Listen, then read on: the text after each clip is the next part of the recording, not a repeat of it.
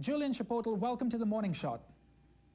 Hi, good morning. Thank you for having me. I appreciate you being on the show this morning. Julien, the pandemic has certainly caused a lot of sporting events to be pushed back, including the Caribbean Games. Can you give us the latest update on when and how the Caribbean Games will come off? Because I know that it's not being cancelled, but rather postponed. So actually, the Caribbean Games are not going to be postponed. The dates have been confirmed. So it will be the same dates, end of June, so the 30th of June until the 4th of July. So there was some doubts at the beginning, let's say the first 3 weeks, but since beginning of mid-April, let's say, the games have been confirmed on the same dates. So of course, we've been impacted, but not really on the schedule and on the dates.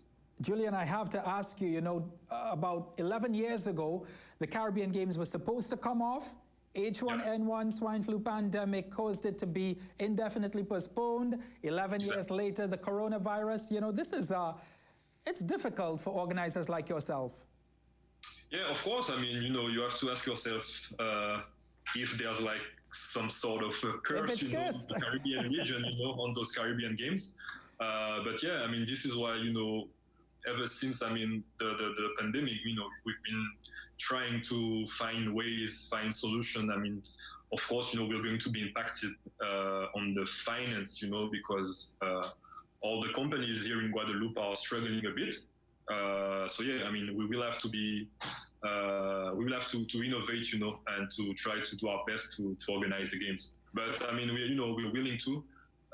So yeah, I have good hope that the games will be coming in 2021. Do you foresee any circumstances that may end up, having the Caribbean Games shifted from June 2021? Well, of course, I mean, we will be monitoring, all the COVID, cases in the region, because, I mean, there's no point of doing an event. I mean, as you know, Guadeloupe is part of France, and right now, for instance, there are no events that will gather more than 50 or 10 persons, that can happen right now.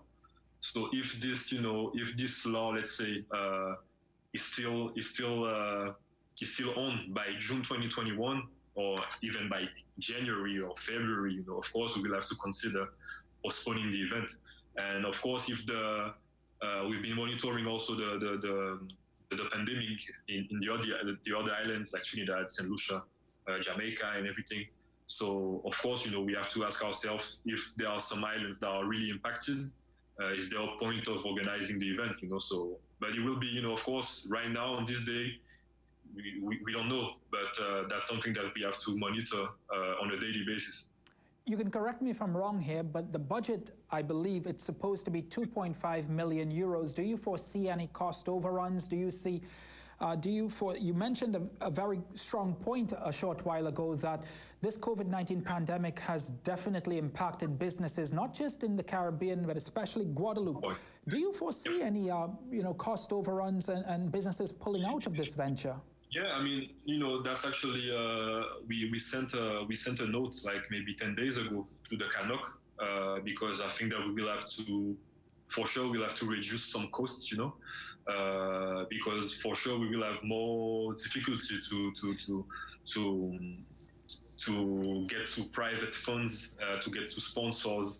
For instance, I mean, when the pandemic hit, when the virus hit really hard, so in March, we were supposed to close some deals with some, like the first sponsors, But of course, I mean, it would not be really smart to keep on doing this when the companies, were actually finding a way to be, let's say, to go through the situation. So right now, all the private funding, let's say, work is on hold. So we will maybe try to keep in touch by the end of this month, because basically, so 2 days ago, the businesses opened again in France, so in Guadeloupe too. But yeah, otherwise, we've been in contact with the regional government here in Guadeloupe. That will be also a huge contributor, in terms of finance. But I mean, for sure, there will be some financial impact. and I don't think that the final budget will be 2.5 million anymore. That's for sure. Some of the sporting events include, in fact, I'm going to list all: athletics, swimming, judo, cycling, basketball, 3x3 netball, and futsal. Do you think that there can be a cut in some of these events? Well, actually, there's a current, reflection about this because, we're thinking maybe of reducing. I mean, the easiest way, let's say, to reduce cost is to have less people, to accommodate during the event. So right now, we are actually thinking about this possibility. No decision has been taken so far.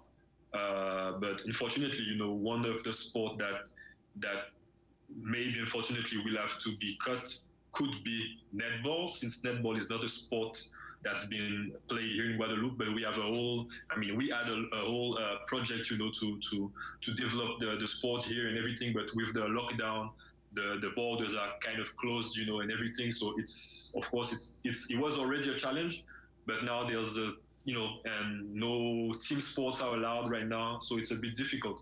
But so far, no decision has been taken. We will try our best, to keep the program the way that it is right now, so with the 7 sports, and to keep on. We try our best, to try to develop the netball, because it was a big part also of our strategy, not only like for our Caribbean, let's say, integration, but also, for all the women's sports. So this is why we will try our best, but there's a risk, that's for sure. 29 countries are scheduled to touch down in Guadeloupe next year. In your conversations as project manager, have you seen a willingness for all 29 countries to continue to motor ahead towards participating in the Caribbean Games? Yeah, so actually when we sent our documents last 10 days ago to CANOC, we received a lot of feedbacks from president, of NOCs that were actually requesting some more details, information, and everything to try to prepare into, which sports again, etc. So I think that the people just like you, just like me, they are willing to have this event, but also, they are aware that it will be a bigger challenge for sure. One athletes village, 800 athletes. We're expecting roughly 15,000 fans.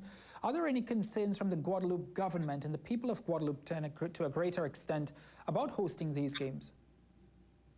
I think that, in Guadeloupe, people, let's say the slogan of Guadeloupe is a land of champions, so here people are really into sports. We actually host every 4 years, the transatlantic race, Route du Rhum. It's a big event worldwide, in sailing. We are doing a lot of festivals. We hosted also Davis Cup event in 2016. There were actually a survey, that pointed that 96% of the population was willing to host those type of events. So for sure, right now, we haven't started our communication yet. But for sure, the people are always expecting a big sporting event, especially for the younger generation. Do you foresee any particular challenges with regards to the Olympic Games being shifted to July 2021? Do you foresee any challenges being so close to the Olympics? Yeah, of course, it will be a challenge, and this is something that we will have to work closely with the Caribbean Olympic committees, because I worked on some Olympic Games, and I know that it is a really heavy logistics, especially for some relatively small NOCs in the Caribbean. So yeah, of course, to prepare, let's say, 2 or 3, because there's the Junior Pan Am also in the beginning of June. So we will be the second and the big one, the Olympic Games in Tokyo. Of course, it could be a really big challenge for them. And maybe, some will tell us that they will have to make some choices, to choose on the competition that they will attend or not. But this is something, that we will have to see more in the future. But for sure, this will be a challenge. Do you fear that logistics. Do you fear that some of the top athletes who you would have gotten initially out of an Olympic year may now not be available for these Caribbean Games? Yeah, we really focused, narrowed, the event to under 23. there has been, some surveys, some study that showed that actually a lot of under 23 Caribbean athletes attend the Olympic Games. But I mean, for sure, it will be. I mean, it would have been better the way it was with the Tokyo Olympics this year and then the Caribbean Games next year. But we will have to deal with it. It's just another challenge. That's something that we will have to work with closely with the NOCs. And but maybe we will have someone that will attend the Caribbean Games, and then that will be really big in 2022 for the Central American Games and then the Pan Am Games. So, there's always some athletes in the region. I'm not really afraid of finding, good athletes for us. In speaking to our Caribbean audience, Julien, as the project manager of the Caribbean Games 2021, what would you tell them in answering the question, why is it important that we have a Caribbean Games?